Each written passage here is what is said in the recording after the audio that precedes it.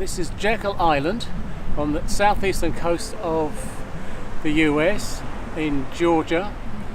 It's one of the barrier islands, so it's small, flat. The Atlantic is right beside us here. This beach is called Driftwood Beach, naturally enough, because it has got masses of these giant hardwoods that have been washed up over the years and centuries probably, just left by storms, and they form these beautiful patterns of driftwood with bare logs and trees, and it's quite a photographer's dream, really.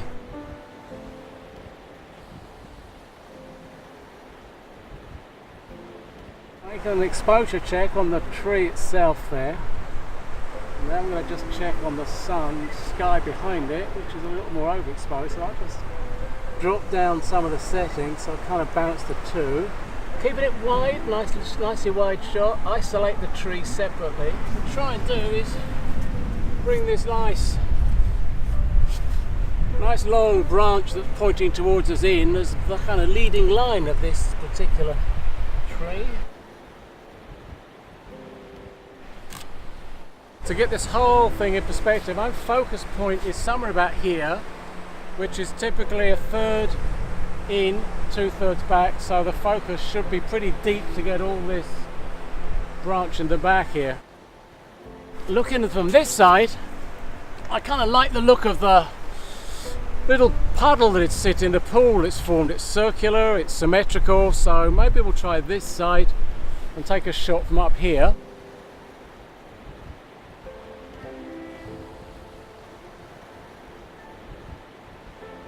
Wide lens, we're trying to get the thing to really pop out the screen at you a bit more, because suddenly you've got a much more wider perspective. We're not just trying to get everything in, but we're actually trying to get a kind of different perspective view.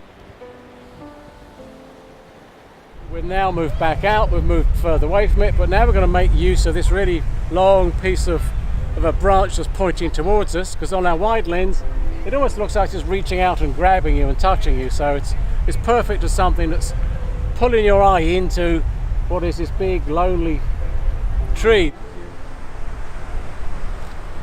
Just have to, oh, now we like that a lot more. So we brought the whole thing in. We're back on the beach this morning, just about sunrise, and what we're going to try and do this time is see if we can get something with the sun to come up and silhouette against the tree here. Change the light a bit. We may be lucky, we may not. There's some clouds over there.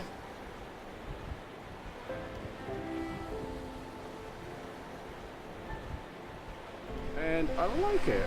It's kind of balanced up nicely, so maybe the quick one's the best one right away. Let's bring some of this reflection off the wet sand into the picture. Give ourselves a little bit of detail in the foreground here.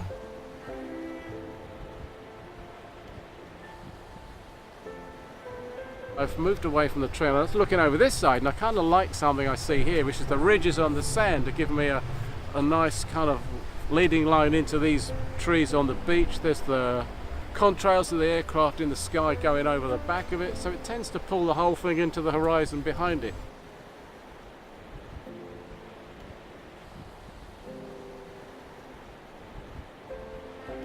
Sun's coming up the horizon, so we're getting more and more light all the time. It's come out from the clouds. It's now a lot brighter, so the exposure's changing fast.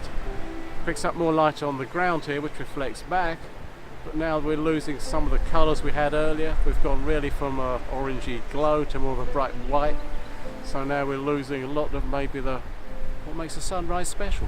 There's the piece of sky that I'd really like, that nice clear blue piece with no aircraft trails on it, but like anything in nature and daily life, they just clash sometimes and don't always work out.